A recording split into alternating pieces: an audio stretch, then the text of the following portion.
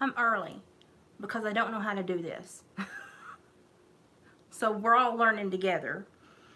And I've got a blue light, and I swear I hate this thing. Now, I did this because I have been asked to do a couple of panels, a couple of these true crime panels where we speak and talk about what we think is going on. And so I'm trying to learn how to work the YouTube. And so I'm not too sure that I know how to work the YouTube just right yet. So can you all hear me? I have no idea how to do this. If I push a button and I disappear, I'll be right back. Learn with me.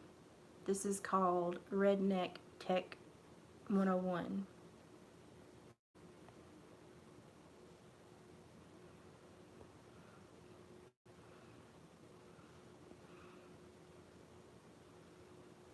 Okay, can you all hear me?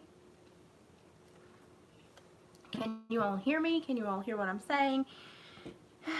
I have no idea how I'm doing this. Oh, I see something there. Yes, you can hear me. Awesome, great. Guess what? I'm so old that when you ask me questions, I'm probably going to have to put on my glasses. So be prepared for me to look like a bona fide nerd. Okay, so I wanted to come on tonight because I have been asked twice now to be present. Once to be present in the chat of a panel for questioning, and I was too sick. And now I've been asked to be on one of these true crime panels where they pull everybody in and we discuss what's going on. And I agreed to do the last request. I agreed to do it because she asked in such a sweet manner, such a kind manner.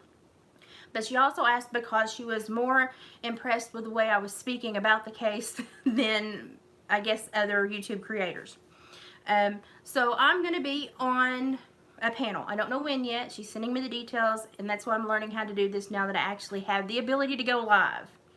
And I'm just going to tell you, you're going to hear my dogs. You're going to hear Oscar and Kazi run into walls and furniture and honk toys. Just get used to it. This is my house. This is how it runs. But I also wanted to be available to you all so you can ask me questions, because I know some of you do not know me except from the videos I do. You hear my dog? That's a Yorkie for you. But you don't know me except from the videos I do.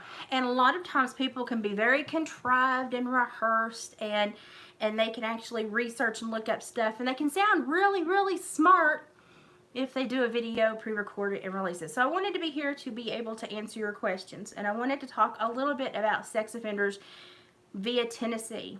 I am an ex-parole officer from Tennessee. I did probation and parole. I did determinate release, probation, parole, interstate transfer. I did basically everything that we supervised. I did it. I was one of those officers that was just good at everything. I worked with the governor on clemencies, and I worked with the parole board on parole revocations, and I worked with the judge in the 8th District in Tennessee on my probation cases. And later in my career, they transitioned sex offenders to a PSU unit, which was specific officers that only supervise sex offenders. But for the first 3 years, I also supervised sex offenders. And let me tell you, when I say the supervision of sex offenders is a world most people don't understand. I was naive when I got into that job, let me tell you. And the things you learn, you can't unlearn. Hey, you're from Chattown. How you doing down there on the mountain? I'm going to do that train ride where you go up on top of the mountain and you get the bejesus scared out of you. I'm just not sure I'm brave enough. Hello. Is that Paisley Dreams? I'm so blind. We'll just go ahead and put these on. I'm so blind, y'all. But sex offenders in the state of Tennessee are sadly numerous, and they're pretty much public information. Hi, Paisley. Yeah, they're pretty much public information, so you can look them up. If you live in a state, you go to your state's Bureau of Investigation. And like for Tennessee, you go to TBI and you can look up every sex offender. You can see where they live. You can see on a map the radius they are from your house. You know what they were charged with, what they were convicted of, and basically what some of their stipulations are. If they just registered, or if they register and are supervised. Now that's where a lot of people get confused. If a sex offender is a registered sex offender but he does not is not supervised, it means that he must register in the county that he lives at the sheriff's department, and that goes to the state every year so that he abides by the rules and signs every year that yes, I'm abiding by the rules, and he must update any change of residence, any vehicle change, anything like that within 24 hours. Now, if they're on paper and they're being supervised, it means they also have an officer that monitors them while they are registered. Yes, you can actually you can sign up and get notified. And if you all don't know, VineLink is a great tool. So you can actually go to VineLink. If there is a person of interest that is in custody that you want to know when they're released, you can actually go to VineLink, and VineLink will tell you when they're transferred to another facility or when they're coming up for release. You will get an email notification. And a lot of people don't know that if someone is coming up for release and you have a relationship to the case, you can actually go to your county's victim impact coordinator and leave a statement, or you can actually, if it's a parolee, you can send a statement directly to the parole board, mail it in. Just mail that puppy in. You can try to find the hearings, the revocation hearings official for that area, or you can just say parole board, care of hearings officials per inmate, put his name and number, and somebody will get it and somebody will make sure that that goes in the file for that offender. But if they're supervised, then they have like 14 major rules, but a whole lot of other rules that they have to follow. You're not here for the taxidermy. I have to tell y'all, I'm married to a lumberjack. My husband was a logger for a long, long time. And now he is, my dog is going to choke on a toy. My husband was a logger for a long time, and now he is a lead at a auto metal fabrication plant. But my son's an arborist. I grew up in the woods. I grew up in a family that, because we're rural, we ate out of the woods, and we had businesses that were built off of that. So that's just how we are. It's a whole different world, and I don't expect everybody to like it. I just warn you all that if you're going to see a video on my house, you're probably going to see taxidermy. I love my animals. If I harvest an animal because I know taxidermy, because my family knows taxidermy, then we will most likely reverence the animal and keep it in some way, shape, or fashion, and use every bit of it that we can. That's just way. I'm Cherokee. I'm Scotch, Irish, and Cherokee, so I'm weird. But I wanted to let you all know that sex offenders have a lot of. Kazi has decided he's going to inhale a toy right now, so this is just lovely, isn't it? Thank you, Kazi. Sound effects, great. Sex offenders are strange. Let me tell you about sex offenders and where they can and can't live. Now, if a sex offender has lived in a placement, in an apartment, my weirdness, I had to tone it down. Let me tell you, while I'm the quirkiest thing, I'm a little strange, but it works for me, so I roll with it. If they live in a place that is beside a park, beside a daycare, beside a church with a daycare, beside a school, if they live there for so many years prior to their charges, then they can be grandfathered in to remain there, but they have to be supervised kind of more strict. But for the most part, new people that get new charges can't live next to daycares, churches with daycares, parks, schools, anything that is family friendly. They can't decorate their homes for holidays. They can't attract children in any way. So when I was an officer, I never got to do Halloween with my own children because I was always doing the sex offender home checks on Halloween. Now, let me tell you, like, it's a little boring. But it was really good for me as a mother because I knew where every one of them lived in the county. So my friends, when they would go house shopping, they would go, should we buy here? And I'd be like, not there. So I was a good friend to have, I guess. I don't know. But sex offenders are strange beings because, and I want to stress this to all the mamas watching right now, there is no rehabilitation program. It is a very newfound sect of the brain that we don't quite understand yet. We don't quite understand if it's a prefrontal cortex social skill that got dinged somehow and didn't quite manifest. We don't know if it is something that happens during myelination, during puberty, that is accessed by trauma, which we probably think it's all rooted in trauma somehow, but we can't exactly explain it. And so it's very difficult to explain sex offenders to people. But I will tell you that as an officer, I have seen numerous sex offenders go through court that I did the pre-sentence investigations on. And when I did the PSI, I knew that they were probably innocent. I knew they were probably innocent. And it concerned me greatly because they would be in custody and they would be looking at 2 years to await trial. And I would have to talk to them to do all this paperwork for the court. And I would be like, dude, you're innocent. I mean, you can fight this, and you can probably get away with this, because this is something that the burden is also on several other people. And they would say, yes, but by the time I go to trial, I will lose my home, I will lose my business or my family or my job, I will lose my wife and my children, and it was just better for them to take a plea and do 2 to 4 years on supervision and then register. And then after 15 years in the state of Tennessee, after you've registered for 15 years, if you have not had any disciplinaries or any indiscretions, you can actually appeal to get taken off the registry. It's very difficult. I don't think I ever saw it done. So it's very difficult, but it is an option. So they do have options, but it's a very strict world that they live in. That being said, they live in that strict world because the impulse control is non-existent. And I'm not even lying.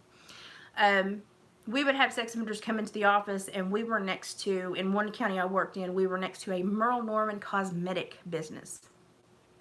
And we would have sex offenders come in to see their officer, and I would notice that they would be sitting in their car. We had a big picture window so we could see who was coming in. And I would notice they would be sitting in their car, and I would lean around my cubicle and I would look out the window, and they were watching some little girls shop with their mama in Merle Norman. And I would go and knock on their window and go, get your hind end out of your freaking car and go in the office and sit down and stare at the goddamn wall because I ain't putting up with your crap today. And they would do it because I'm a big burly woman and I don't take no crap. Hello from Texas. I have friends in Texas. I have friends that live in Plano, Texas. It's the flattest place I ever been. I felt exposed.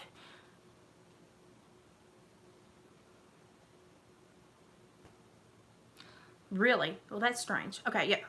Texas is beautiful. It's flat, though. I'm in a place where if you walk 6 foot, you're probably going to fall 20 foot off a bluff. That's just, I'm on the top of the mountain here in Tennessee, so it's just really strange for me to see flat land. But it's important for y'all to understand the world that the sex offenders live in and how they think. In Tennessee, this is going to sound so bad, the predominant issue I saw with sex offenders was mental health. Normally due to developmental delays. There's no nice way to say that. It's just going to sound bad now, however, I'm just going to tell you, it was probably 40% were the developmental delays. Like this one guy came in one day to do his intake, and I had to take pictures of all the tattoos on his body. Not a fun job. Not a fun job at all.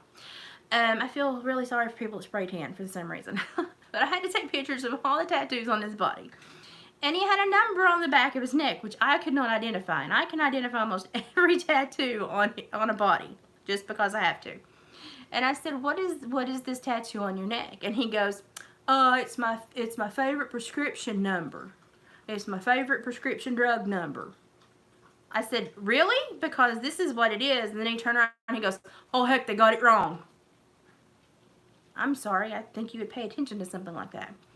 But bless their hearts, I saw some people that just had developmental delays that honestly had no parenting, no education, no raising, and had no boundaries, and did not understand anything but biological instinct, which is gonna put you in the wrong place every time if you're a man. I'm just gonna tell you that. Men, I'm sorry, but if it's rough to be y'all. I understand that. I get that.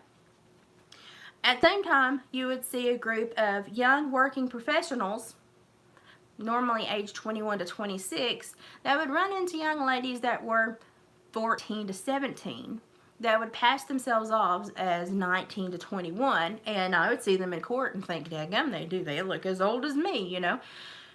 And I would be like, okay, we have an issue here.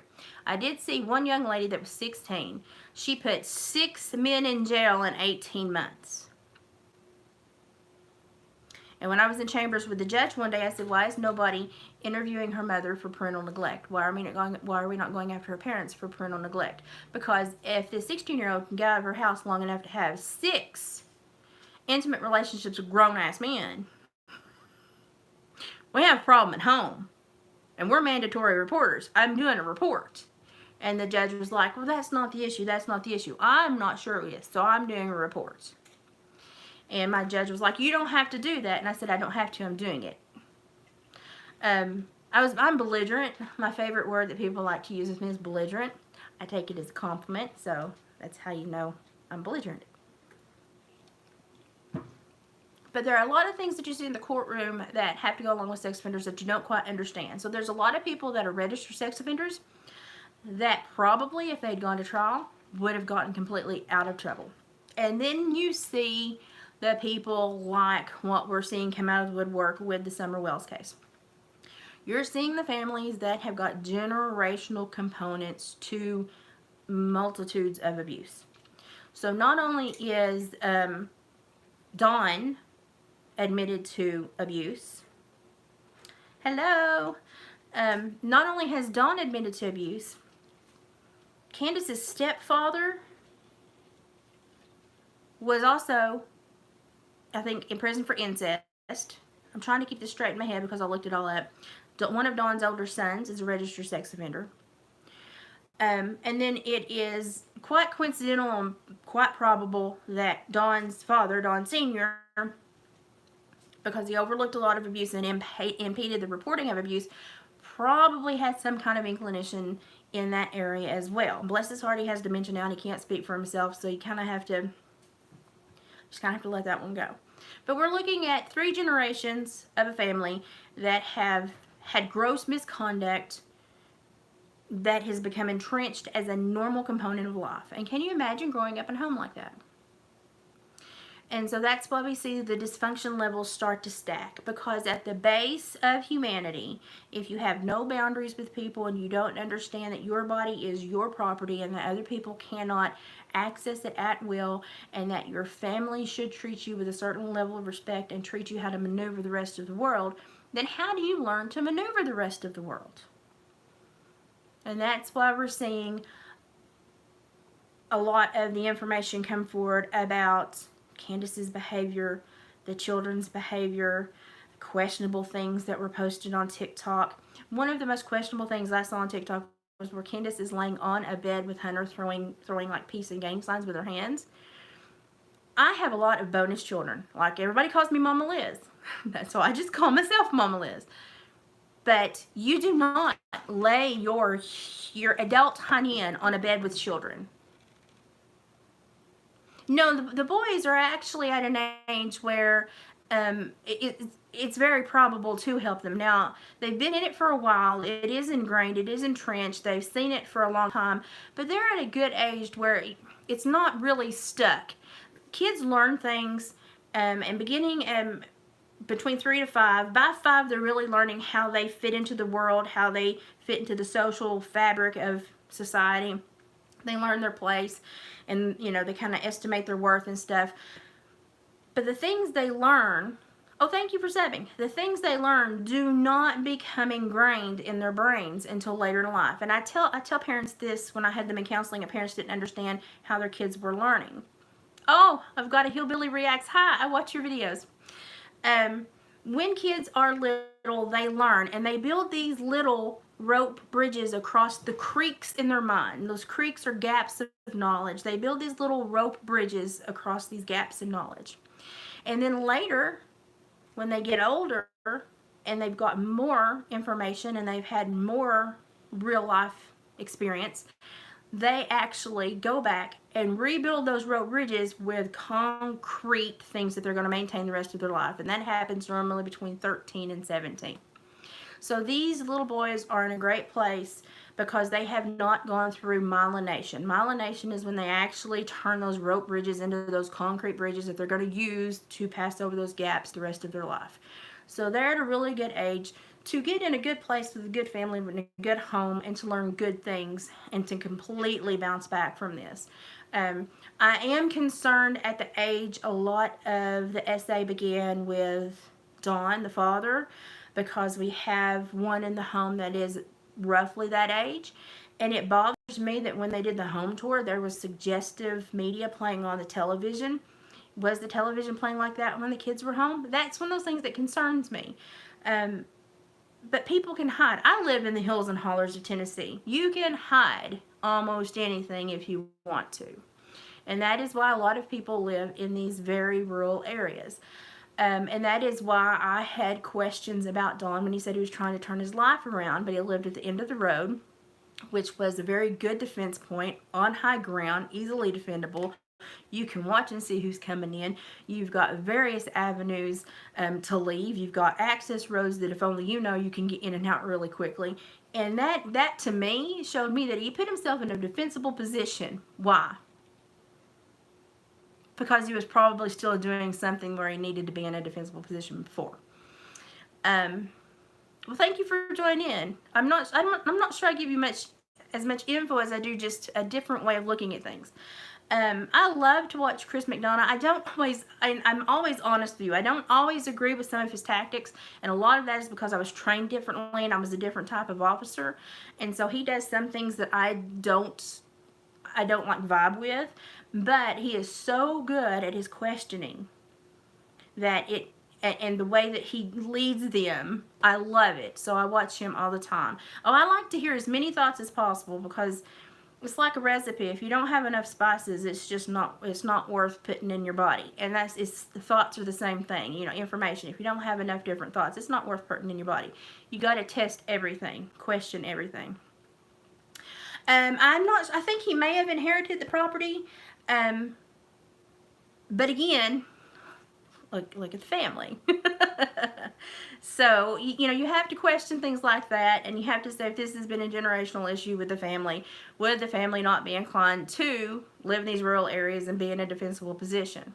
Now, thank you, my perspective is kind of weird. Oh yeah, Chris McDonough is really good. Like I said, I don't always vibe with what he does. Some of the questions, some of the way he bonds with them when he talks is not my style because it's not how I was trained, because I was predominantly a field officer. Most of my questioning did not happen in a room where they were shackled and chained to the floor. It happened in their homes where I was in a place where I had to be a different persona. So I understand that we were trained differently, and that's probably what it is.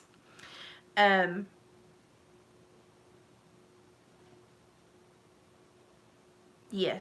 And I think a lot of people have created a character with Dawn. That was a very good point.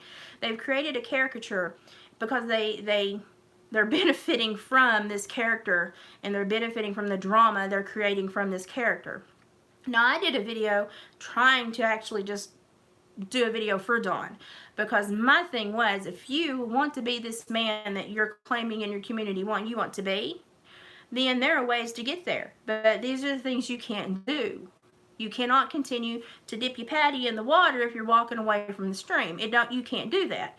So, something, it's impossible to not step in.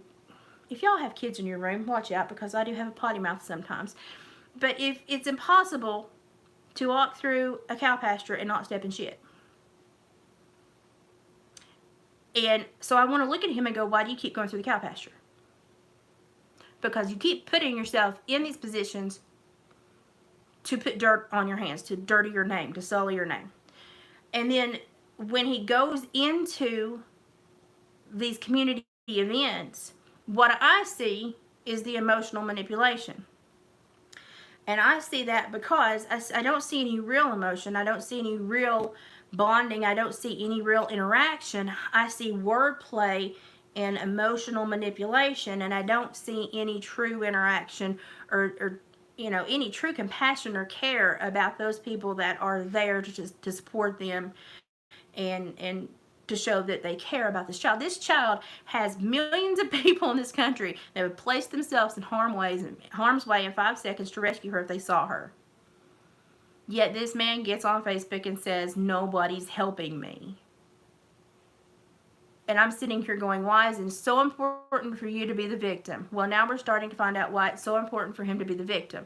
Because without his victimhood, without this victim mentality, and without this victim storyboard, then people are going to start to digging into who he really is. And he can't emotionally persuade you to believe him otherwise. And one of the things that I noticed people that are abusive are really, really good at is keeping people as an emotional hostage. And they can bend you backwards 10 ways to Sunday, and you will not understand until it's already happened and the harm's been done, and you're sitting there going, well, by God, what the crap is that? So it's for me, I've been watching him take advantage of people. I've not been watching him join in, learn his family, his community family around him, learn who is helping him, and really get interested and help the people. I've seen him call everybody out for what they have not done. Yeah, I think a lot of people are creating a lot of drama because they want to get clicks and likes. And I'm not monetized. I have no desire to be monetized. I do this because I'm disabled now, and this is my outlet because I'm so freaking social, and being disabled sucks. So this is my outlet. But when I see things that I have a unique perspective on because of my careers, because I was a parole officer and I was a counselor, I usually worked with teens in state custody that had trauma-based issues and addiction. And then I had adult offenders for 7 years, and I had juvenile offenders for 3 years. And I also worked at a wilderness boot camp for juvenile offenders. So I've had quite the capacity of learning people, you know, that bless their hearts have a difficult time just vibing with society. Most of the time it is trauma-based. Almost 90% of the time it's trauma-based. But you know something? Trauma is not a justification for behavior. Mary is wise to what's going on, but Mary is also a victim. So she has, I believe Mary is probably the only victim that has kind of emotionally distanced herself from what she feels to say, okay, what can I do to help this issue? Because I believe what she's trying to do is to get information. But I also think that that can hurt if she doesn't do it in the correct way, because, like I said, depending on where the phone calls originate from, different states have different laws about if a phone call is admissible in court if it follows the law in that state. So in Tennessee, I believe it's you know, like only one person has to know they're being recorded. But in other states, you know, both parties have to. So I just want to make sure that if she's doing that, she's doing it correctly, because if this is something that ends up in court, we need to be able to use this. We don't need this to just be a big YouTube, you know, slaughter where this family gets dragged through the mud. We need this to actually be information that could go before a judge and jury. So that's what concerns me, is this information being gotten in a legal manner where it will be admissible in court. It can be entered in as an exhibit. I'm excited if this does go to court, if somebody is guilty, or if Dawn gets arrested on the SA charges that are apparently being filed. I am anxious to hear about the discovery from both sides to see what all comes out of the woodwork, because discovery is when both sides and all the information they have to give to the other. So the state prosecutor and then the defense attorney, what all information they have to give to the other, and that's called discovery. And the judge will give them a discovery date where they have to swap all the information they have, and then we really get to know what's going on. And that's where a lot of the questioning comes from. So my biggest time is like, yeah, same with the Daybell case. My biggest thing is I love to hear the discovery after the discovery happens in the lines of questioning, because that's when you really start to learn what the crap's been going on and how long it's been going on for. But yeah, I think a lot of people are just doing this for clicks, and they're creating a lot of fear and worry in the YouTube community, and it's just not necessary. Bless your heart. So you know how traumatic the court process can be for all parties. It's not pleasant. It's not pleasant at all. And if I did the PSI, that meant I got put on the stand and was questioned. And let me tell you what, I've probably been on the stand 400 times. I probably still have 500 open warrants under my name. I get subpoenaed all the time. But a lot of people are just creating drama. Yeah. Yeah. And that is something that flashbacks are the worst things for kids that have gone through trauma, because you never know what will trigger a flashback. And what I will tell you works the best for kids if they suffer from depression from flashbacks, or they suffer from trauma when they have flashbacks and they just shut down, is to get them with a good therapist that will do immersion therapy. Because what happens when you are having flashbacks is something triggers that fear, and that fear is right here again. When you go through immersion therapy, you begin to address the fear, talk about the fear, and bring the fear closer, but you also learn that you control pushing it back. And a lot of victims, when it hits right here, they don't understand how to push it back.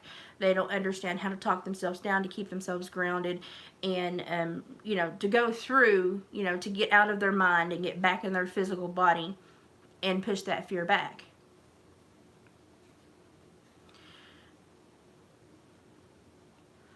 Yeah, there's been a lot of questionable YouTubers get on and they talk about stuff.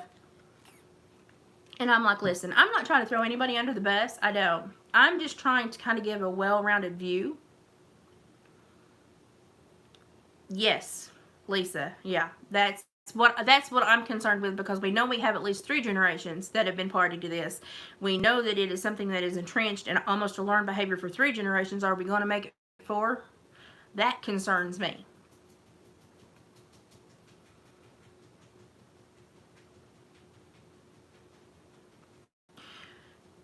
Well, let me tell you why these YouTubers do this.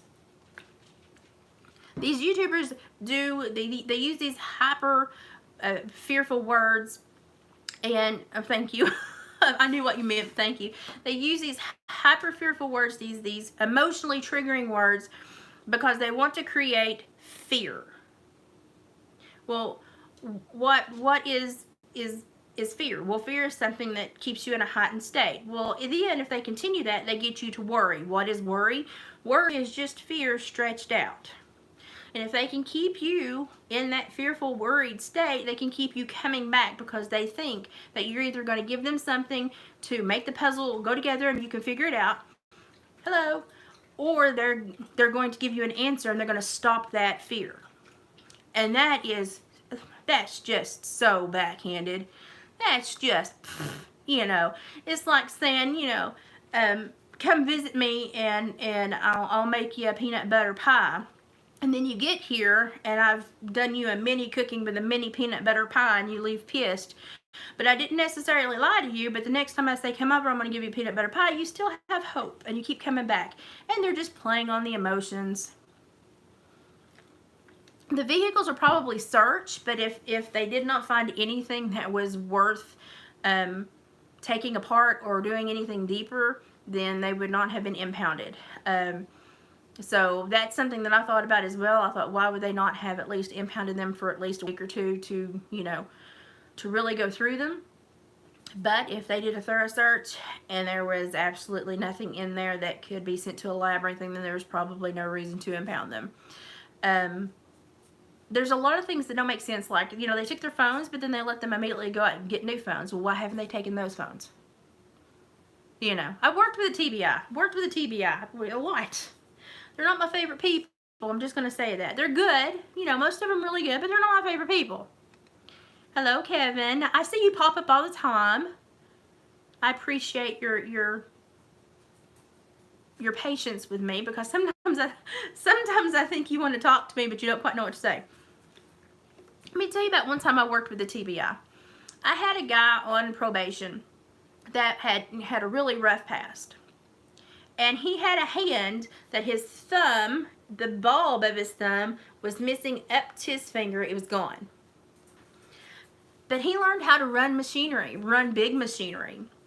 And he would duct tape his hand to the lever in his dozer. And he would operate that dozer. but he couldn't wear a glove because the gloves would slip right off because he didn't have a thumb bowl. And I got called by the TBI one day after the bank in La Follette, Tennessee had been robbed. I'm sorry, I laugh about strange things. I've had a strange life. So the bank in La Follette got robbed. They called me and they said, hey, we noticed one of the guys on the security camera looked like the glove did not have a thumb. And we want you to call your offender in. Don't tell him what's going on. We want you to call your offender in and we want to interrogate him. And I said, it wasn't him. Well, how do you know? Well, because he works about 16 hours a day on a construction site. I see his check stubs. He works about 6 to 7 days a week. He gets no time off. And he can't wear a glove because it won't stay on his hand. He would have to have duct taped it. I said, but that was not him. I looked at the pictures and said, that was not him. Well, you don't know everything. Well, I've had him on supervision for 2.5 years. I think I know him quite well. Have you ever met him? Ma'am, this is not your decision to be made. I know it's not my decision. I'm just saying I think you're wasting your time. But fine, I'll call him. Well, do you think he'll show up? If I call and tell him to show up, he'll show up. So I called this man. And they told me I could not tell him what was going on, which made me mad because I said I never lie to my people. This irritates me. Well, you cannot tell him we're here to interrogate him. He will run. He's not a run risk. This is not something he did. But they would not. They like stood over me while I made the phone call. I called. I said, listen, hey, I need you to come in. We've got some paperwork we need to sign and some stuff to go through, and I have to get it done today. My fault. I'm so sorry. We'll do your monthly reporting while you're here. You won't have to come back, and I apologize. He said, okay, that's fine. I understand. I'll be there. And they're like, you really think he'll show up? And they had on their black suits and their sunglasses, and I'm sitting there going, yeah. He said he would. He'll show up. How are you so sure? I have a good rapport with my caseload. I work very close with my guys. Well, we think you're just a little too comfy. Well, I have to structure their lives so that they can be productive in society. And if I don't get to know them, their family, their grandma, their dog, and their kids, kind of hard to do that. So yeah, I kind of know a lot about him. So he shows up. I escort him back there and I said, listen, I apologize. I lied to you. They would not allow me to tell you the truth. You know the bank was robbed in La Follette. They have a suspect. They think he's probably you. I told them he's not, but they need to ask you a few questions. And I said, I apologize. And they asked him maybe questions for 4 minutes and let him go. He came into my cubicle and he said, you lied to me. And I said, I'm sorry. I said, I can't make that up to you. I can't make it go away. I can't undo it. And I'm very upset about it. And I said, I understand if you do not trust me. And I said, if you want me to transfer you to another officer, I will. I said, because I'm not happy about it either. And I said, I understand you have to trust who you're working with. And I transferred him to another officer. And he I don't think he ever forgave me. And to this day, that bothers me because I knew it wasn't him. And they treated him like crap.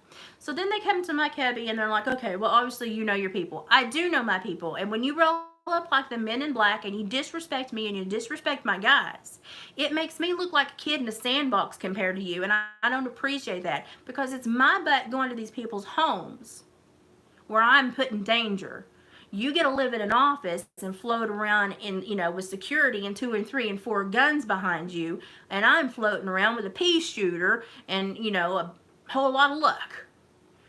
And they were like, oh, we didn't mean to upset you. And I said, I passed up aggravation about a mile back. I think y'all just need to leave. And my boss came over and he said, we don't talk to the TBI like that. And I said, well, I do. But I will have you know that I got a recommendation from my boss because I knew my caseload. There are a lot of people out there that are on supervision that made bad decisions but are good people. I never got attacked. I'm a big girl with lots of ink and y'all think I look really sweet and really nice, but I'm what I call a heifer and a hooch in real life. I'm quite hateful. Like when I used to do meat processing and taxidermy, I had a young man. He was about 30 years old. And he called me on a Sunday. All the men were hunting, and I had taken the day off to stay home. And he called and he goes, I got a buck, but I need to come up straight to the shop and have somebody field dress it. What the heck are you doing hunting at 30 years old if you don't know how to field dress your own freaking deer, you dummy? Well, they normally do it for me. Well, you need to field dress it in the field so that your meat doesn't ruin. He said, well, where are they? I said, well, they're all gone hunting, and just luckily I stayed home from church, so I'm the only one. Well, then you're just going to have to do it. Oh, I am? Well, I'm going to pay you double. I'm going to charge you double. Why? Because you're giving me grief. So do you want me to save that 110 pounds of meat, or do you want it to ruin? And he rolled up and he brought that deer, and he was sassing me. I can't believe I have to deal with women to get this done. I can't believe. He didn't even know how to cut holes in its hocks to hang it up. I'm telling you, I never met a man so stupid in my whole life. So I hung that deer up, started to clean it. I'm not going to go into details. It's kind of gross how you start. But then I got to where you have to cut off the unmentionables, and I held them in my hand, and I threw them at him, and I said, there's your pair. Yep, I learned how to field dress his own deer after that. You know something? Sometimes you just got to be honest with people. But I'm a heifer. I'm a heifer, and I blame it on my father, because my father was a blacksmith and a farrier. He dragged me around horse barns my entire life and taught me how to shoot horses. And so I dealt with grooms and millionaires that owned horses that were worth, $250,000 to $1 million. And I dealt with people that owned race horses. And I was also raised with Herman Davis from Brushy Mountain. And my dad took care of all of his horses.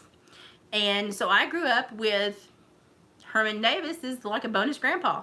I visited him until he got so sick. He was on oxygen last time I visited him, and his chihuahua named Zero bit me. The dog bit me every time I visited him. But I visited him about probably 10 months before he passed away, and he got so bad, his lungs got so bad. And he was a good man. But I was raised around some rough creatures. But I think it did me good because, other than a bad first marriage, nobody's ever gotten away with anything. If you ask my first husband, he didn't get away with anything then either. So, but a lot of these people just make bad decisions, and I would tell them all the time, the only difference between you and me and these sides of this desk is decision-making skills, and we can work on those. And so I had a very high success rate. I had a high enough success rate that my boss came to me and said, what are you doing? And I said, I'm dealing with the root of their issues. Well, you're an officer, not a counselor. Well, okay, well, do you want me to have a successful caseload? Or do you want me to have high recidivism? Well, guess what? State of Tennessee wants high recidivism. It's a money market. It's a meat market. You rent a courtroom out just like you rent a surgical suite. If you get a misdemeanor charge, you get put on misdemeanor probation with the county. You pay the county. You pay your court cost. You pay for being in the courtroom. Oh, it's a huge circus. And that's another thing I don't understand is that, yeah, it's a revolving door. They get you in, and then they don't want to let you go. And so for me, it's like they would have to, if they wanted to pay their supervision fees, we got to where we couldn't take direct payment. They had to pay an external source that didn't turn around and paid us, but it cost them like $5 extra a month to pay that external source. It was stupid. It was just a money racket. I had one of my parolees go home one day and find a sheriff's hat laying right inside his back door. They'd opened the back door and laid it, and just kind of a warning sign. He had been in prison for 10 years, and he adamantly said, I was set up, I didn't do this, I didn't do this, I didn't do this. I never could find fault with the man. He was great. I had him on supervision for 6 years. And he said, I've got to show you something. He said, you need to come to my house now. And I was like, oh my God, you live in BFE, and that's on a logging road. He's like, no, you've got to come here. And I was like, okay, I'm on my way. So I get there, and he shows me where he found it. He's got it in a baggie. And sure enough, it is a sheriff's deputy's hat. Because they're ordered from a specific place, and they're embroidered by a specific company, and they're embroidered a specific way. And he said, I came home, and he said, this was here, and he said, I'm afraid they're going to try to set me up again. And he said, I don't want no part of this. He said, all I'm doing is, he was a logger. He said, all I'm doing is working. Yeah, creators are, they're talking smack about each other. It's bad. But I took that hat and him. I said, this is your property now. It was in your home. And I took him and his hat, and I took him straight to the DA, and we called the sheriff. And I said, well, listen, guys. I said, if y'all want to go in his house, you call me 24/7. I'll show up with a parole certificate, and I will knock on the door, and you can go in legally. But you don't pull this crap. Because I'm trying to tell him to be a good person and follow the rules, but I can't expect it of him if I can't expect it of you. So this crap needs to stop. And the sheriff wanted that hat back. That he did not want him to have that hat. And I looked at my guy that was on parole, and I said, that is your property. You do not have to give it back. And if you give it back, you have no proof. But he gave it back. And he said, I just want this to end. And I said, if this occurs again, I said, I will go above your head. And so I had to, and they didn't understand. They thought I was like, well, you're on the opposite side. No, I am on the side of Tennessee state law. So I have to make him follow the rules, and I have to make sure that you're following the rules. I have to make sure that I'm following the rules. And they got really irritated with that. So, but when they needed something, guess who they called? It was me. Yeah, you know, what bothers me the most about the creators is I started watching this, and I was just trying to basically watch to see if anybody was getting information that I was not getting, and to see if there were small things, you know, little anecdotal things that would click with me. And then I started realizing there was a huge I like catfish loins, you know, the inner loins. Oh, gosh, make my mouth water. But I realized there was a huge issue in the true crime community on YouTube. And people were just being blatantly disrespectful to each other. There's no reason for this. Why? The story is broke. If you're ahead but you're telling lies, then what are you really ahead in? Because you're not credible anymore. What's the point? So, you know, and then people say, well, why haven't you done more videos? Why haven't you spoken about this? Why? Because when I speak, I want to speak and address things that you can go and watch yourself, so that you can hear exactly what I heard and understand where I made my decision, you know, where I made my guesstimate of what's going on. I don't want to pull things out of my butt and go, here, swallow that. That's disrespectful. That's disrespectful to me from somebody that values, you know, actual information, and it's disrespectful to people on YouTube that are giving you their time.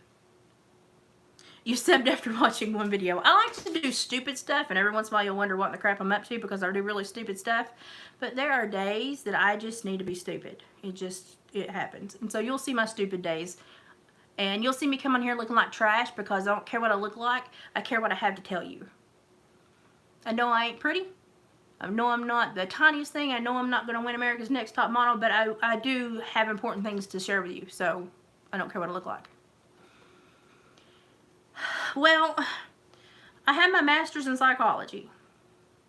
And the one thing that I always said I would never do was get above my raisin.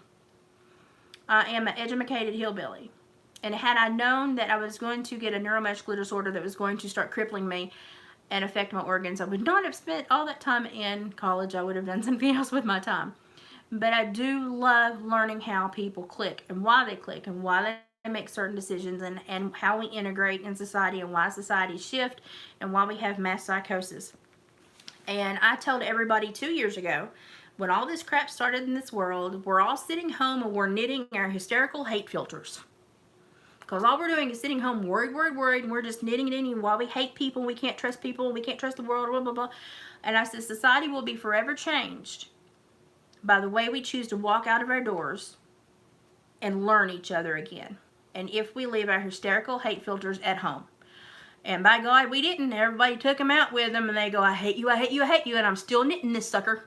And so everybody's got their hysterical hate filter. Somebody just said something about Dawn, and I did not catch it. I watched Dawn Buchanan because he's close to me, but I think he's probably a really good guy, but I think he's so emotionally close to this, and he's so emotionally torn up that it's very hard for him to get mental space to see anything other than just the tenacity that he's going after this case with. And that's sad, because I think he's a really nice guy. I just think that he's got some bad people feeding him some bad information, and I think they probably almost think it's comical that they can get him to act, you know, react and make a video that, you know, comes out guns a-blazing, and then it fizzles in 12 hours. We knew it was not true. Yeah. yeah, like I haven't watched the last couple of his videos because I'm just like, I'm sorry, I can't do any more, Dawn. But I think he's probably a really nice guy in real life, but I think he's too emotionally stuck on this. And I don't get super, like yesterday I was heated when I was listening to that phone call between Mary and Dawn. I was heated. And I'm just going to tell you, I was sitting there saying things. My husband got home and I was like, listen, I don't understand.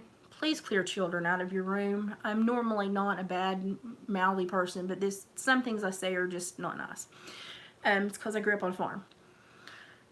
I looked at my husband and I said, all my life, I said, I have castrated pigs, I've castrated bulls. I said, I have taken things apart. I said, I have sliced and diced everything you can hang up and put in a freezer. And I said, I've never once thought about taking that behavior and applying it to a human. I said, so it behooves me sometimes to see these people that are treated really poorly and they know it's wrong, but then they carry on that behavior. And I have to really dig deep in my psychology and stop myself from feeling emotional and go back into my education because I want to get emotional, and that's wrong. I have to go back and understand mentally what's going on in the brain. Yeah, and I had to take some space. Like the first video I made last night to share, I was pissed and I was mad, and you can tell it. And I said, I'm not going to do this because I'm too emotional. I'm too emotional. I was too irritated with him. And, I was just like, listen, you know something, guys? And I'm just going to talk to the guys right now. Guys, I know y'all think you're special, and I'm going to tell you what I told my ex-husband. When he come home and finally admitted he had a girlfriend when I was at home raising toddlers and making meals, he come home and told me he had a girlfriend. But he didn't quite want to leave me in case things didn't work out with her. And I said, buddy, that little thing between your legs is not a divining rod. And if you ever find well water with it, come back and I'll eat my words. But you and your little divining rod can hit the highway, because I've had dogs that have run trash, and guess what? I shoot them and let them go. You need to get a head start. And he left. I don't put up with a lot of crap. But also, when I get emotional, I get that deadpan emotional. So I go, and then I go away and I think about it for a while. And that's what I had to do last night, because the first video I taped was not going to be a nice one. And it's very important for me to tell mothers, I preach, I need a soapbox that can hold me. I'm a fat girl. 8 weeks later and I'm out.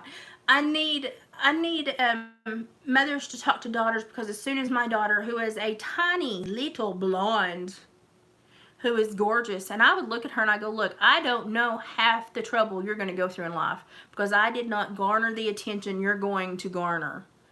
I was halter breaking show cattle and dealing with sheep and horses and shoeing horses and covered manure half the time and wearing men's clothes and big bin coats. And I did not get looked at like I was, a dessert platter getting rolled out at the restaurant. I'm not going to understand what you're going through.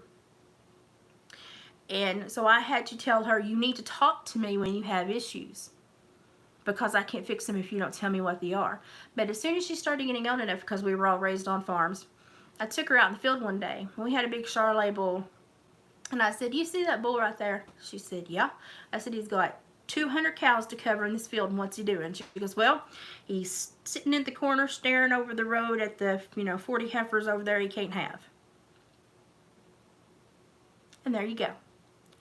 90% of the time, when you are not in a serious relationship and you're just getting to know people, that is the intent of the men.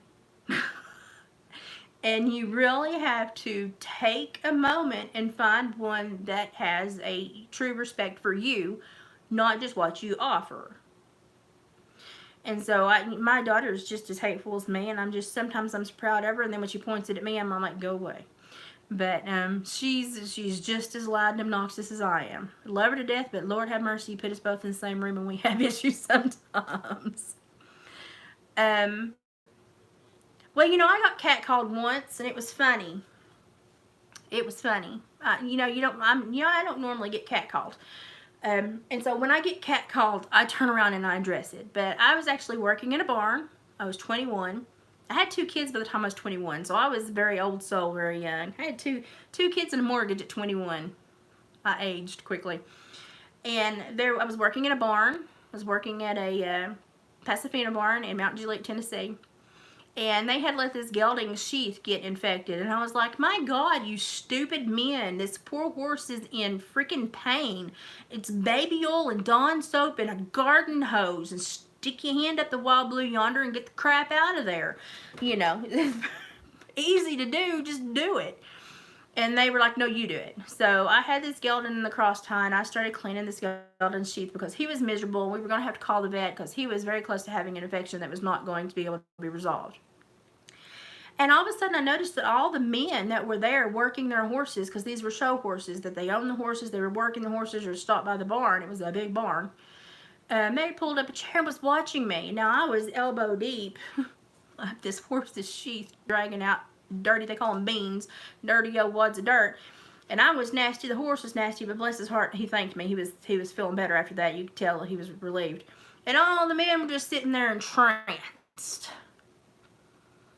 You could see it on their faces, and I thought, you dirty old freaking men.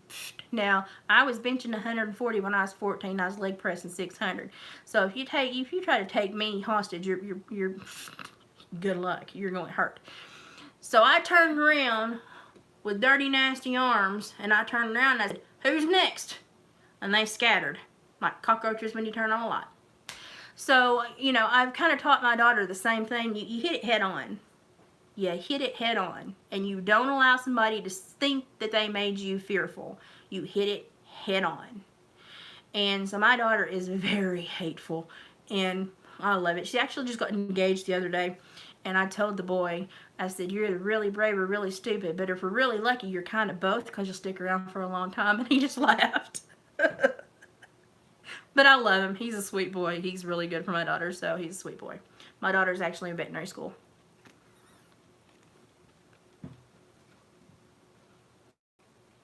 Oh, that's great. I love it when they think you're like the, you know, the girly girl, and they just absolutely, you turn around and do something really nasty. I will turn around and blow snot rockets in front of my husband. I have not a care in the world.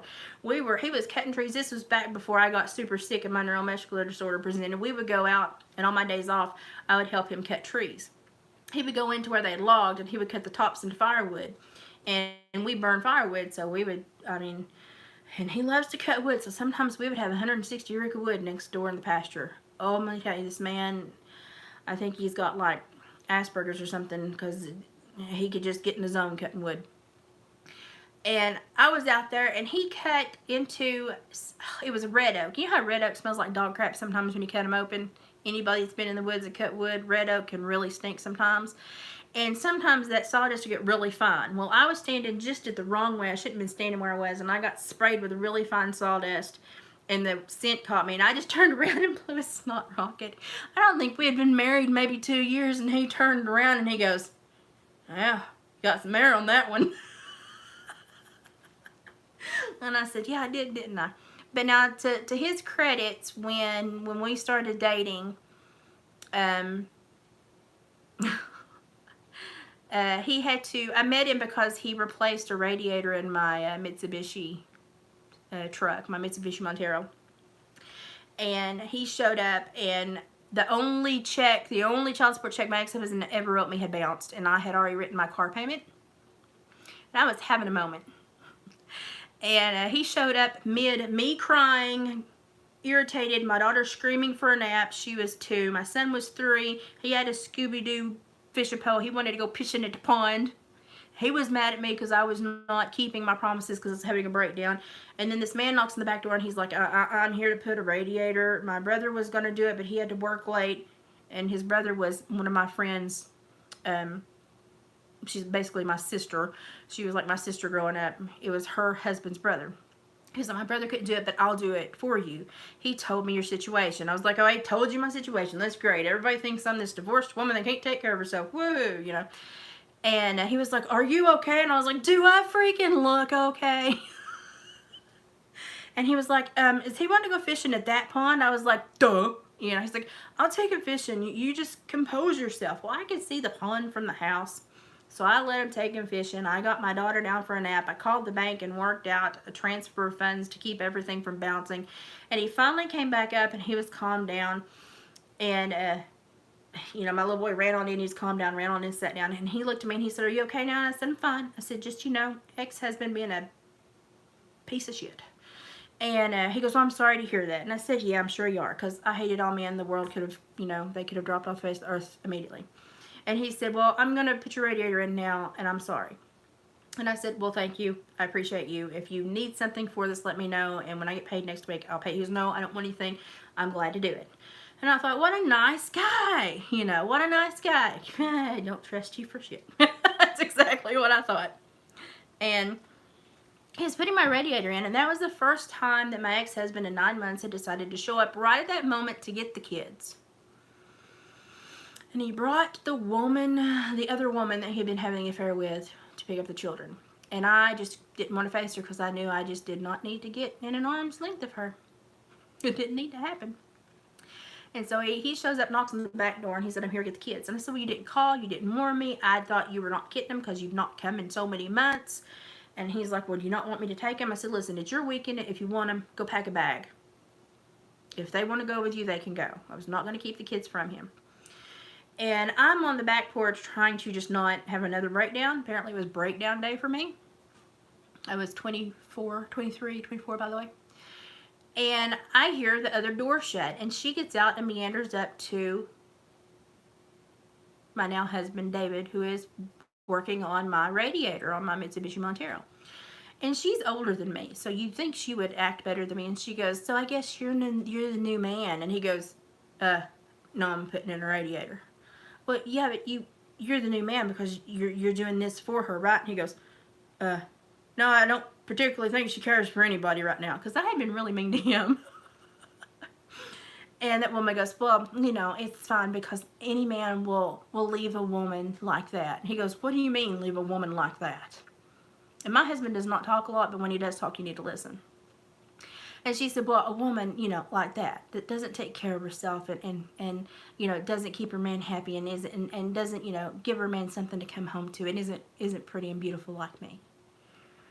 And he took his hat off. I could see from the back porch. I was around the corner. He took his hat off, set it down, and put the screwdrivers and the wrench down. He said, ma'am, there ain't nothing pretty about you, a woman going to a home, 2 kids and busted up.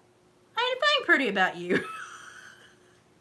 And I went, oh, I need to pay attention to this man.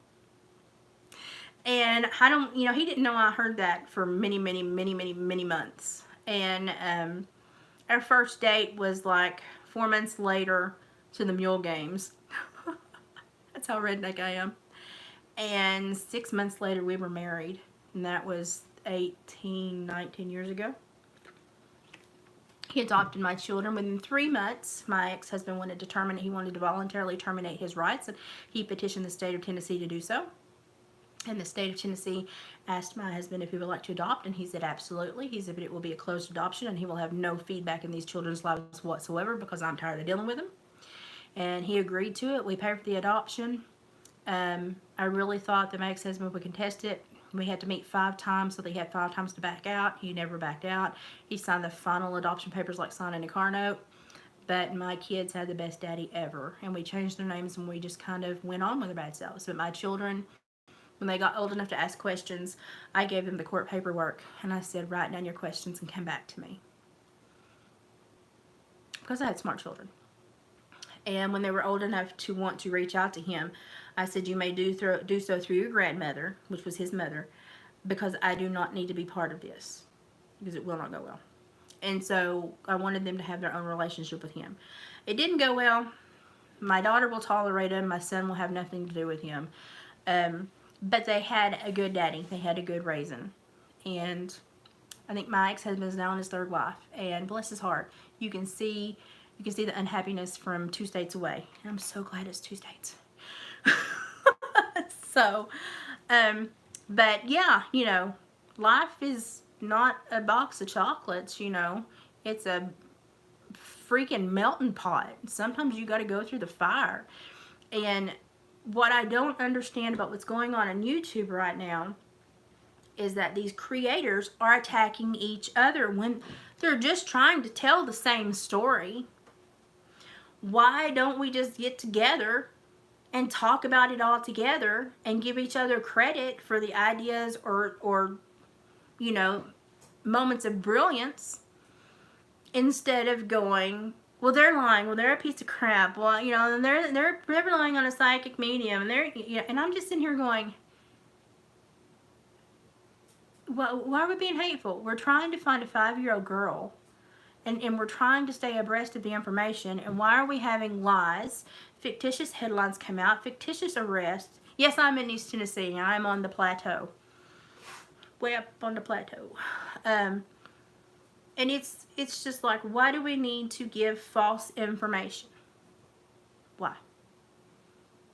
Clicks. Why are you baiting people with clicks? What's your incentive? And so if I think their incentive is monetary or because they're feeding off of this drama, I'm done. I'm done at that point. I'm done.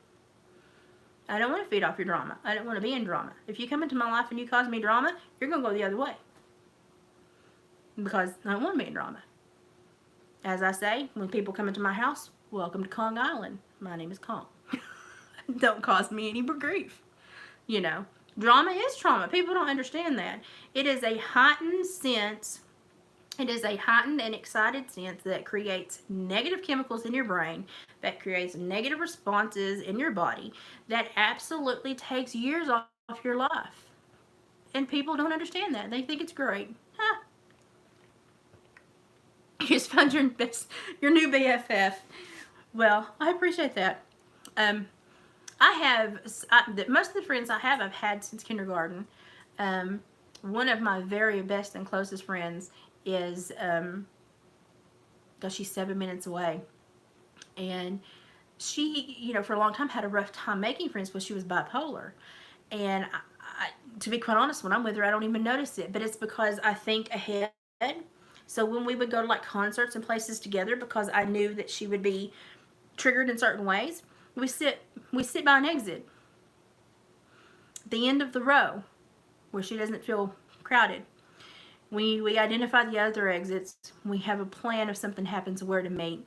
And I try to pre-think everything that could send her off into a different emotional state. And we've gone, yeah, that's pretty bad. I mean, the bashing is really bad. We've gone to various states to concerts and stuff, and she does great. And I think she's more normal than me.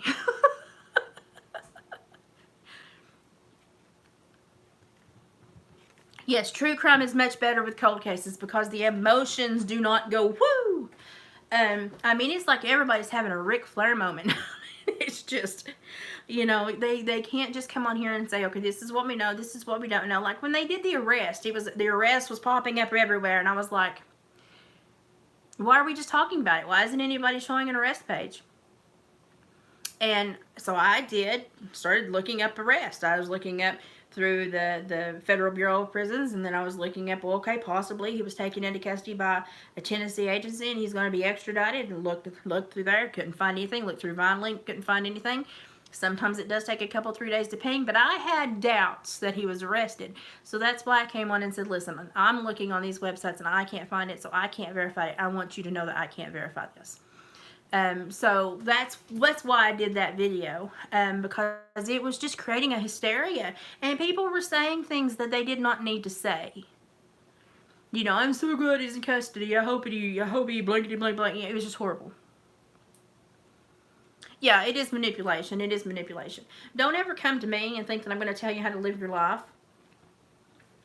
Because to be quite honest, I'm doing good to hang on to mine. I ain't gonna ask you to get on my roller coaster ride, and I don't want to get on yours.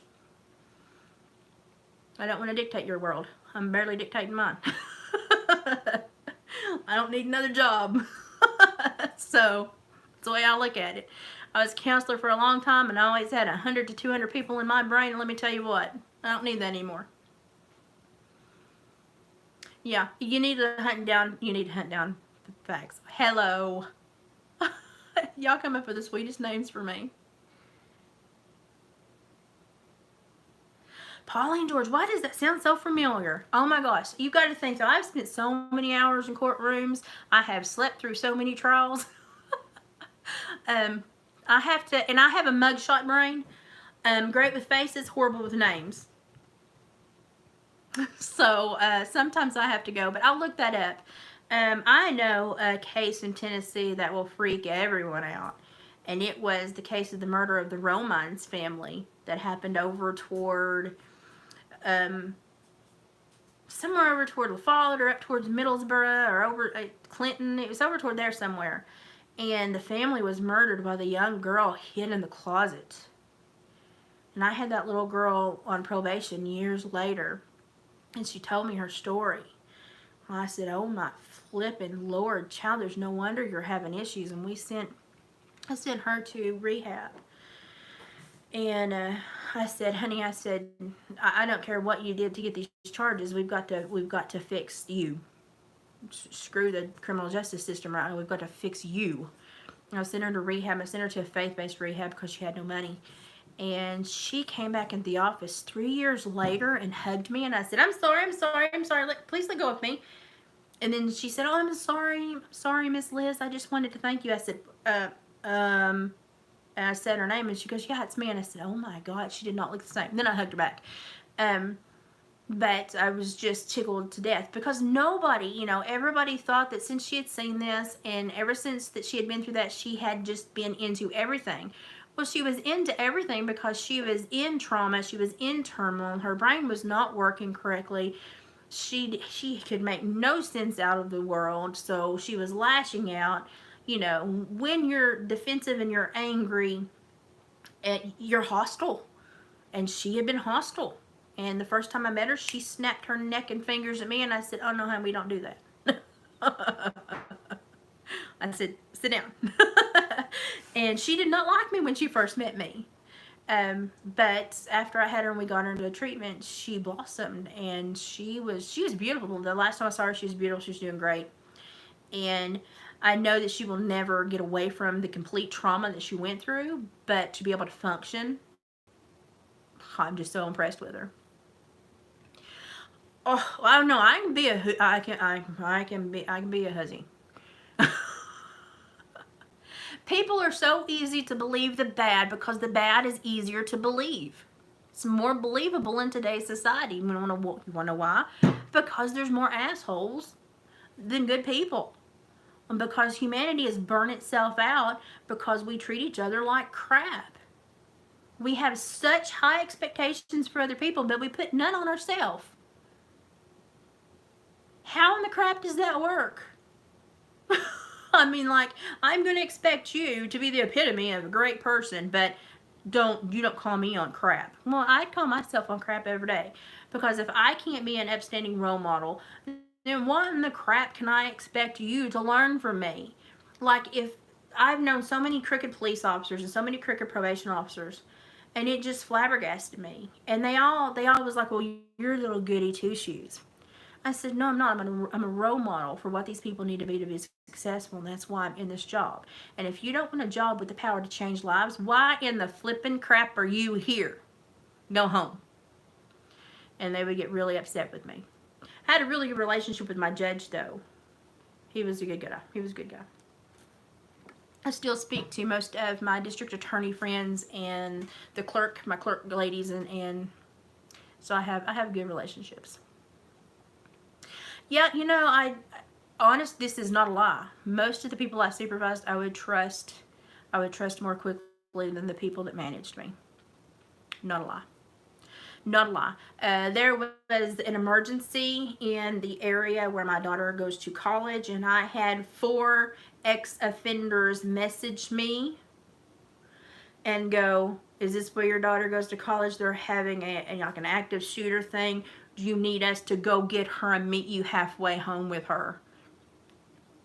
Guys, I'm telling you, some of these people have good hearts. They just make screwbally decisions. Oh yeah, the bigger the rank, the worse they are. The guy that managed me had 8 sexual harassment charges that were substantiated against him. Yeah, he was a humdinger. He had a Napoleonic complex. I diagnosed him early. Yeah, oh, you find good people everywhere. I found a lot of good people in prison. The man that taught me the most about life was a murderer that spent almost 20 years in Kentucky prison.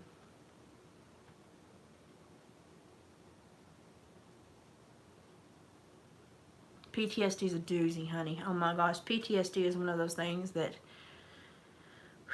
it's like replaying a movie in your mind, and when you go there, you're out of touch, and it's bad. I feel so sorry for people that have that.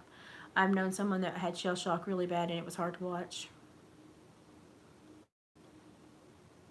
You got arrested 2 weeks ago for videoing. What were you videoing?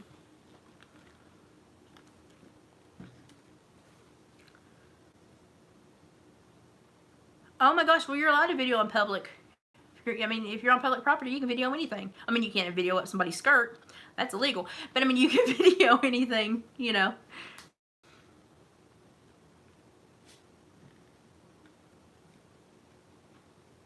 You should always question the people in power. You should always question the people in power. Because power is a corrupting force. Auditing. Okay, I've missed something. What about auditing? Oh, you're a constitutional activist. Well, good for you. Have you noticed, though, that the World War II, the Vietnam vets, the men from the 40s to the 70s or early 80s, they're a different breed than what we have now. Like, you know, I'm pretty rough. I'm a pretty rough old girl because I was raised in the sticks. I grew up, you know, planting tobacco and chopping it, hanging it, working chicken houses. I worked broiler houses, helped my dad shoe horses. I knew how to harness up a 6-horse team before I went to kindergarten. And so I grew up doing rough work. And so I meet men all the time, and I'm like, how do you function? I'm like, how do you function? And, you know, and I was raised watching Gary Cooper and John Wayne. There are no Gary Coopers and John Waynes anymore.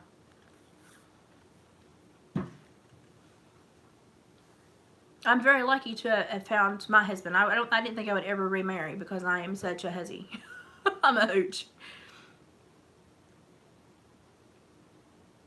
Communities should work together, and when you have a good viable reason to question the motive of someone or someone in power, you should be able to do that. Lots of times it makes you a target, and I don't understand that. I don't understand, because people that are in public office should be held accountable. If I was in public office, I would know that I should be held accountable. You should be watching me, everything I do, because I work for you.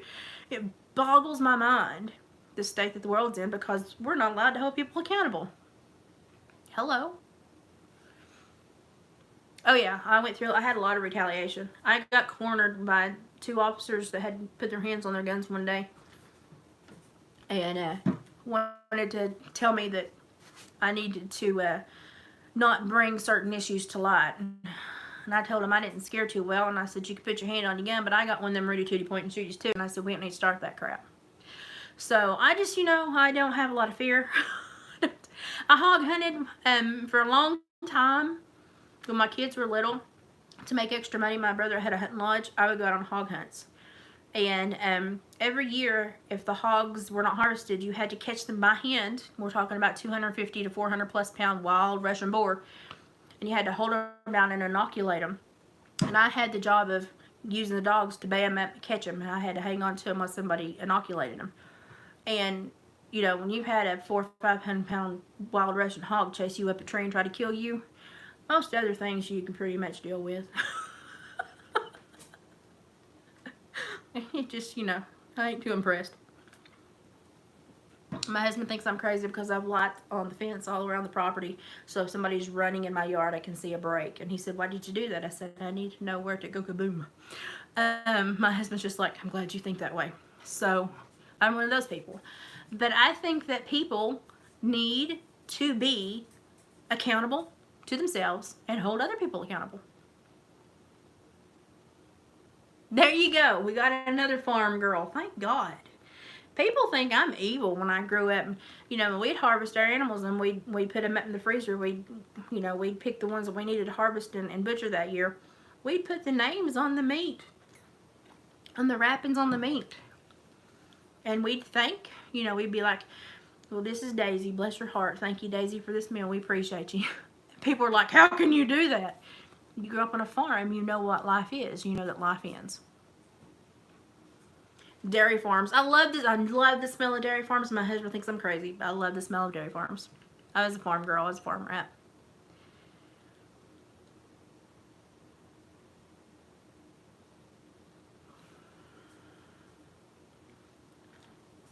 So what are some things what are some just quirky things you would like to know about me? Because I am I helped my grandpa castrate pigs all the time too. And then I would try to take them warm to grandma so she could put them in the frying pan really quick. She wanted them before they got cold. My grandma was she was the woman that taught me a lot. Bless her heart. She scared the crap out of me sometimes. So she was a good woman though. Ask me some quirky questions, simple one-liner, one-answer questions about me so you can get to know me. And then we'll try to do this like once a week, go live. And I'll try to keep, as long as my health maintains, I'm doing really good right now after I had almost gastroparesis. My guts almost stopped. I have reflex sympathetic dystrophy. It's very much like MS, and when it acts out, it acts out. So I apologize. When I'm not here, I'm sick, but if I'm good, I'm here. Honey, I'm a bumpkin. I am better than nobody. I'm a bumpkin. Where did I get my education? Oh my gosh, I went all over the freaking state of Tennessee because I moved so much. I started out getting my associates. I started at Tennessee Tech, and then I moved and went to Volunteer State.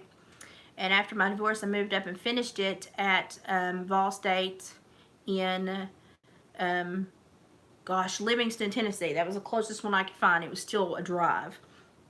And then I went straight into my bachelor's, and because I had 2 kids and the traveling was so freaking horrendous, I did everything I could distance learning until I absolutely had to go on campus.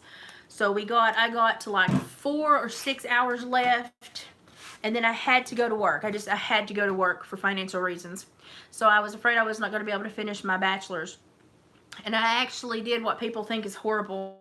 And this was when it first started, when Phoenix first started. I called and I said, can I finish my bachelor's here? And they were like, well, yeah, absolutely. How many? I said, well, how many will transfer? Everything transferred. And I tested into the accelerated programs. So I'd have 6 weeks classes. Well, I only had like, a few classes left, so it wasn't a big deal. I finished my bachelor's. And so technically I graduated from Phoenix, but the majority of my bachelor's came from Tennessee Tech. So, you can say what you want.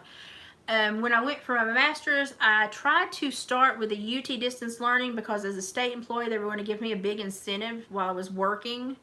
Because I worked full-time, went to school full-time, raised 2 children, and maintained a marriage, and I drove 3 hours a day to go to work. Whew. So I was going to get an incentive through the state to go to UT to do my graduate program. And the more I looked into it, they were not going to give me K-CREP. They were not going to prepare me for licensure. And the more I looked into it, I wanted to go into forensic psychology, which was not something that they were doing at the time. So I looked at several other schools, but then I went back to Phoenix as a last resort. And I've had a lot of people say really nasty things about Phoenix, but I guess I got in there early when it was still a really good place because I had excellent teachers. That went in depth, that were just as hard on me, if not harder, than we got spammers. I need mods that were just as hard as me, if not harder than other schools. And because they didn't know me, they didn't know my family. There was no good old boy. So I think I got a better education that was not as. Yeah, I got a troll. He'll go away. I got a better education that was not as biased as I would have gotten if I'd gone to a college that was close to home where they played those, I know your daddy, I know your family. Yeah, I need mods. I'm going to learn how to do this. If y'all want to email me or DM me on Instagram, I am Izby Waters, IZZBY Waters. You can DM me and tips on how to do this because I have no idea how to do this. Honey, you go right ahead. You're not obligated to spend any more time with me than you want to. I'm fixing to have to go too. It is almost 9:30, but I have enjoyed my time here. You volunteer. I do a lot of volunteering too. I do for the jail, the local jail, when they can't find grant or scholarship beds for offenders that are coming out that must go to treatment. I try to find grant and scholarship beds, and anyone that reaches out to me, I will help them get into rehab. So I still do that. You're very welcome. Thank you for joining us. I appreciate everyone that stopped in. I've had more people than I thought I would have. I'm glad we're getting to know each other. I'm glad that you trust me. I'm glad that you understand that I'm not doing this for clicks, draws, money, fun. I'm not going to monetize this channel. I'm just sorry. If you do not do the Instagram or anything, you can email me at watersworkload@gmail.com. watersworkload@gmail.com. Thank you, Australia. I have friends in Australia, so it's glad to see you representing. Oh, you just touch a name and add a moderator. Well, okay. Next time if you get on here and you want to be a mod, you let me know and we'll touch your name and make you a moderator. I will figure that one out. But I've had a great time. I really appreciate this. This is really good for me. I know you have liked it, but it's really good for me, and I appreciate it. It's really good for me. Being as sick as I've been, this has been great for me. I've had a couple hundred subs in the last week just from the Summer Well stuff. And I try to not make my titles clickbait. If you've noticed, if you want to come watch my videos, I want you to actually have a vested interest in the subject. I don't want you to just see me and get misled and click on something. So I think that I have a great family here on YouTube because you guys are here for the right reasons and you actually come for the subject matter and you don't get conned into watching me for clickbait. So channels that I would recommend, there's a lady that's, I think it's Celebrating Appalachia. That's a great channel. Montagraph, if you like conspiracy theories, is a great channel. I watch The Boring Channel, which is the guy that cuts people's lawns for free. That puts me to sleep at night. I adore that man. I know, I've never been a mod, but I would assume it's a little chance. Okay, it seems like everybody is about to wane out, and I am too. I've been sitting here, and my legs are, I'm going to have problems walking for the next few minutes. My legs are my problem areas. So I'm going to let you go here, but I appreciate everybody coming in. Please, when you're watching the Summer Wells videos, understand, try to look at it from at least 4 perspectives. Don't just look at it from your perspective. Try to look at it from the family's perspective, from the children's perspective, from even Dawn's perspective, and try to have a well-rounded perspective and viewpoint, and think about how each of those people are being impacted, and think about what you say and what you put out there, how it's going to be received, because at some point these kids are going to be old enough to see this on the internet. They're going to be old enough to dig this up and see what's being said about their family. And my goal is for them to have informational videos that shows them that even though bad things occur, you can overcome that and be the person you want to be. And that change is absolutely possible. And that goodness is within everybody. Sometimes you just have to dig a little deeper, but we can do that. We can dig a little deeper. But I really wish that the people that are doing the other channels would think about those children, because they are going to see what is on those videos at some point, and some of the things being said are not nice. And sometimes I have to give you an idea that is not like something I really want. I don't want your brain to go there, but I have to address it. But I will try to say it in a way to where you get the drift, but I'm not saying something that somebody that is 10, 12, 13 is going to go, oh, I get that. I get that. So I try to be careful. But yeah, it's all about, you can question motive. You can be concerned. You can try to discern what's going on. And you can even be opinionated and upset without throwing disrespect in there. So that's kind of my goal, because even when I was reading on the Riot Act, on the one where if I could tell him this is what I would tell him, I did that because if the man had reached out to me, I would have helped him, but he didn't reach out to me. So if he reached out to me, I would help him, 100%.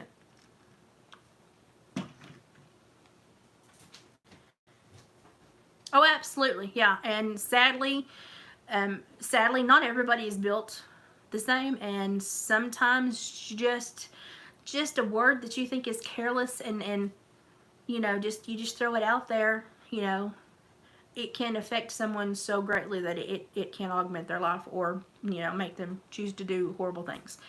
So I always try to be careful, especially especially when it's a family issue like this.